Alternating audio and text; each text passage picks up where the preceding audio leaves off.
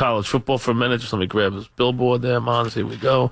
The Gary Danielson Report is brought to you by the U.S. Army. Join the team that makes a difference, and by Mavis Discount Tires. Save on tires at Mavis Discount Attire. All right, here we go. Gary is obviously the college football guy for the SEC on CBS. He will Saturday see Alabama as they take on LSU.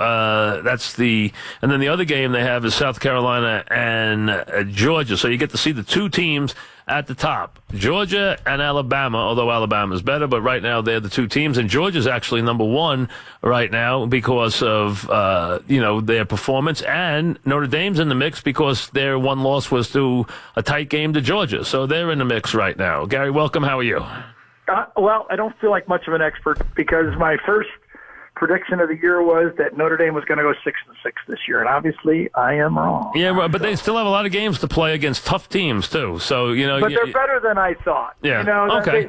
They do have an impressive schedule, and actually I had to do a report for our website at CBS, and I did find the initial. I don't really give much credence to these initial rollouts. It's a lot of his entertainment value, coming out this year. But I do think this initial standings by the committee is very interesting because of Notre Dame. Because the committee has signaled very clearly that they believe the best one-loss team in the country is Notre Dame. And that puts the committee in a really strange spot because of, as you mentioned, Notre Dame's schedule is very strong. And if they don't get upset, if the chalk holds, they have a problem, I think, in two areas. One is, even if Georgia does lose to Alabama, let's suppose they run the table like they'll be favored to. Right. How do you move Georgia below Notre Dame? Very hard since they beat them in South Bend. You got it. And then what do you do with Notre Dame if you've got them third now, and they might have arguably the toughest schedule out there of the one-loss teams remaining? How do you ever move anybody ahead of Notre Dame at number 3? So that means you got the SEC with 2 teams and Notre Dame with number 3, and you've got 4 other conferences fighting for one spot. And that's where I think the committee has put themselves in a tough spot right here. Let me ask you this. This is off the beaten path, but I'll ask you anyway. If I were Irsay in Indianapolis, I'd beat a path to Ann Arbor and think maybe Harbaugh's disillusioned and I can get him to go coach Luck in the pros and I can win a Super Bowl with him. Do you think Harbaugh, despite how much he's being paid, I know he's being paid a fortune, do you think he is disillusioned with the whole Michigan thing and the whole college football thing? I don't know, but I think it's a natural connection that you have to make that call. I think if you're Indianapolis and you don't make that call and you find out later that Jim Harbaugh says, well, they never called me. I mean, of course I would have taken that call. The chance to coach Andrew Luck, I recruited him I coached him at Stanford. I'm not quite sure if he recruited him there or not, but I know he coached him there. He coached him, yeah. I don't know if he actually recruited him. No, he might not, but he did coach him, though. Exactly. I mean, if you don't make that call, how can you be doing your job if you're Indianapolis? I don't know if he's taken it, but I have to have Jim Harbaugh say no first. Gotcha. I agree because, look, that it's gotten tough for him at Michigan. He hasn't done as well as we thought he would do. Now, he's had the injuries. He's had some problems at quarterback. Right. But I thought he'd be better than this. Well, I actually think he's positioned pretty well. He had a more of a Brady Hoke in the staff before did a little better job recruiting than people gave him credit for. And when you walk into a place like that, you can't bench juniors and seniors that are ready to play. And I thought Jimmy did a good job with them. I mean, he could have beat Ohio State last year. That play could have gone either way at the end on that 4th down play. No question. So I thought he did a pretty good job, and you have to play those guys. I mean, they had a lot of them taken in the NFL, and I think everybody knew that this was going to be a transition year this year. And then to lose your quarterback, if I was a Michigan fan, I would not be disillusioned at all. They've done a great job recruiting, and I think they're primed to be a contender for next year. And sometimes that's how it is. He did not take over like when Nick Saban took over Alabama, where everybody knew his first year was going to be a rebuild, and he got to go it in year 2.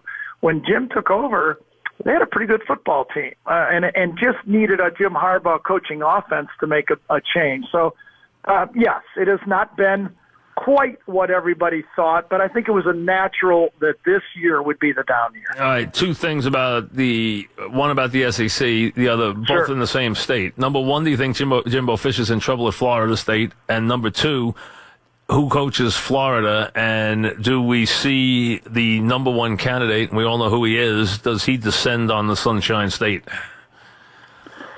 I assume you're talking Chip Dan Kelly. Mullen. Chip Kelly is your number one guy. Yes. Okay. Jimbo Fisher has an unbelievable buyout numbers because of the LSU flirt a year ago. I would be shocked if Florida State would give up on Jimbo Fisher this fast. Okay, I don't think so either, but I wanted to ask. Right. Number two, do you think it's now you've heard Chip Kelly at Florida, you've heard Mullen at Florida. You think it's more Mullen than Chip Kelly, or you think it's more Chip Kelly? I will say I do think one of the hurdles that Chip Kelly has is that in the SEC he has to get a sign-off from the commissioner because of past indiscretions, show cause. So I think there is a hurdle. I assume he could get that. You think they'd give him the job, right? You think they'd clear him, right? You think so, right? Yeah, I don't know. I just know how important it is for Florida, now to make the choice. And Scott Strickland was the former Mississippi State athletic director. He did not hire Dan Mullen, right. But they've worked closely together at Mississippi State. Dan coached there before under Urban Meyer. He knows the landscape. Dan makes a lot of money, and obviously to make that move, he's going to demand a lot more. And in Scott Strickland's press conference, he said that he wants Florida football to be fun again. And, we all know it was fun and gun with Spurrier, and it got to be, I called their offense the 3-and-done offense, and that's what it's been now for 3 years at Florida. It's been tough to watch. And how tough is it when they say that he wouldn't even take Spurrier's calls? There's been different stories about that. I don't know if I would buy that. I know Doug Nussmeier, their offensive coordinator, and I've heard that he and Steve have talked about protections and throws and routes, and I'm not sure if that is 100% accurate. But I will say it's not even close to what Florida fans look at in their mind's eye of how they want to play offense. I mean, the state of Florida is loaded with wide receivers and quarterbacks going everywhere, and why they're not going to Florida and making an impact at Florida.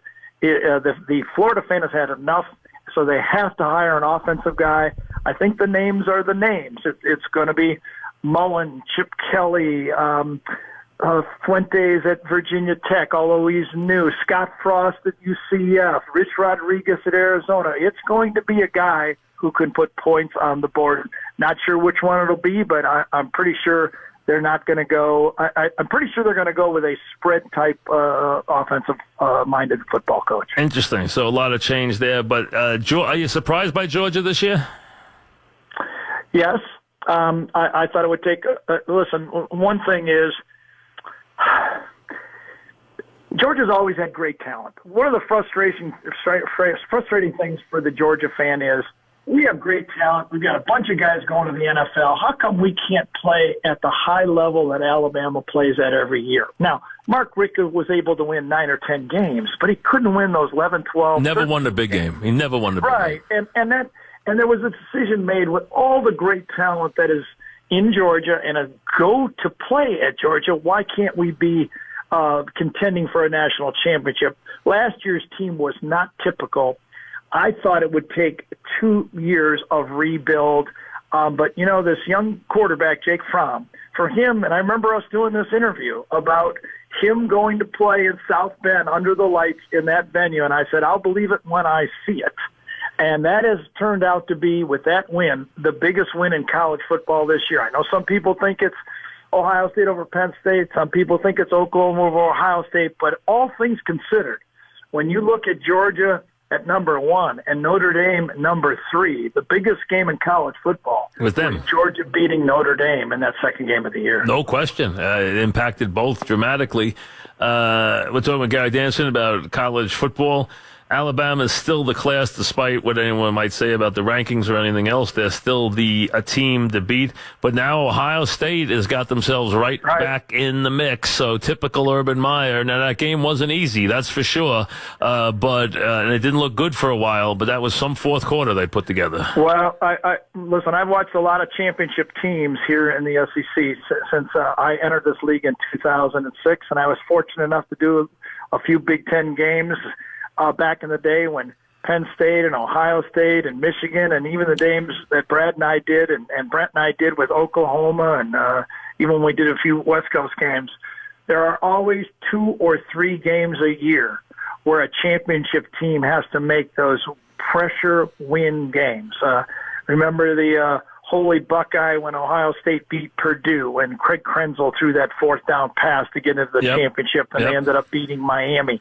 I remember Miami winning a championship with a fumble recovery from Ed Reed against Boston College, where you have to just make clutch plays. Alabama has done it repeatedly, including 2 big wins against this LSU team that they're going to play Saturday night, where A.J. McCarron or Greg McElroy made a clutch drive at the end of games. So, yes, Ohio State made the clutch plays under pressure at home when they were down. And my pick, I didn't think it was going to work out, but I think J.T. Barrett just vaulted himself back into this Heisman race. I don't think there's any question. I don't think there's any question. More power to him. He's been criticized. There were even a lot of people thinking they should bench him, and Urban Meyer stood up for him and said he's our guy. And I give a lot of credit to those Ohio State Buckeye guys. In that shoe, under all the pressure with those fans there, they made the clutch plays, and that's what champions do. And that's why this initial standings are so interesting. If no one can pass Notre Dame, should they win out, what do you do with Ohio State, who lost to Oklahoma? What if Oklahoma wins out? And what do you do with Clemson, the defending national champions? Should they win out? This year, I believe that this committee is praying for upsets down the stretch, because right now they're in a precarious situation of what to do with this Final Four playoff. I think you're right. It makes it fun. It could make it really crazy. Unless you're on one of those teams, it's a lot of fun. Yeah, no question about it. Unless you play for Clemson, Oklahoma, Ohio State. But, I mean, just think about it. If the chalk holds, only 2 of the 5 major conferences could be represented in the Final Four. That would be very tough. And I dare the committee to have a championship and leave the Big Ten out. I'd be shocked. And I know that he sat out last week, but, you know, Bryce Love threw himself. He's still in this race, too. I mean, any guy who's going to average 10 yards a carry, I got to put in the mix. I'm sorry, okay? If he's going to average 9.9 a carry, I got to look at it. You know, that 9.9 a carry. Yeah, I think he might make it there. I don't see Bryce Love winning it personally. If they had won the championship of the Pac-12, but it does not look like that's going to happen. So I think it'd be. I think he's a deserving football player, but it's a little tougher for a West Coast guy to win it anyway. It is, but a 2,000-yard back, you always got to put in the mix. That's for sure. And I agree. And let's see if he is. He sat out the last game, which hurt him. He sat out the Arizona State game that hurt him. So we'll see what happens. But his numbers are insane. I mean, the guy's averaging 9.9 a carry. I mean, it's crazy. And he does it with a more conventional type of offense. He is, by the way, carrying the ball when they run the ball for. Oh, I have the notes here. I believe when the running backs, the rush attempts for Stanford, he is getting 60% of the rushing attack for Stanford himself. So he's getting 60% of the carries for the Stanford football team. Unbelievable. All right, so Alabama is still Alabama. Georgia is in good shape. And Notre Dame, you know what? The schedule is brutal. And I'll tell you, you know, if this game, Wake is in South Bend, so they're going to win. But I'll tell you, Wake isn't even bad. So, you know, Wake just beat Louisville, so they're not even a bad team now. No, I know, and then of course a week from now, the primetime game will be against Miami, and if it holds with Notre Dame with 1 loss and Miami undefeated, that will be a great primetime viewing audience. You think Miami's ready to beat Notre Dame, or do you think they're up to that challenge? I think they have the athletes on defense that can bottle up this Florida offense similar to the way that Georgia did. Now, can Miami score enough? I'm not sure, but I could see a low-scoring game similar to the way that Georgia beat Notre Dame, 1917, something like that. I could see that, yes. Well, they're going to have to win at Miami. They're going to have to win at Stanford, which will not be an easy game either. Right. And Right. then Navy's always tricky. I mean, they should beat it, Navy, but Navy's always a pain in the neck for them. They get them in these crazy games. They do. Yeah, I was going to say that, too. I mean, I respect, obviously, the Navy football team, but watching Temple dismantle them last night. Killed them. I think that was surprising. That was surprising. Yeah, I think that's a game Notre Dame will win this year. I do agree with you with Stanford and Miami. But hey, this team, the reason I like this Notre Dame team is they power rush it. They're not a finesse football team. This is, I thought it was Everett Goldson in their 2012 team. Was that what it won? That Yep. They were there in the championship against Alabama. I figured they would have problems. If with Golson wasn't a good enough passer, and they couldn't physically match up to Alabama. Now, this Notre Dame team is very talented on the offensive line, and they run the ball between the tackles. Brian Kelly's done a nice job with his team. All right, we'll talk next week. Thanks, Gary, very much. Got it. Thank you. Gary Danielson.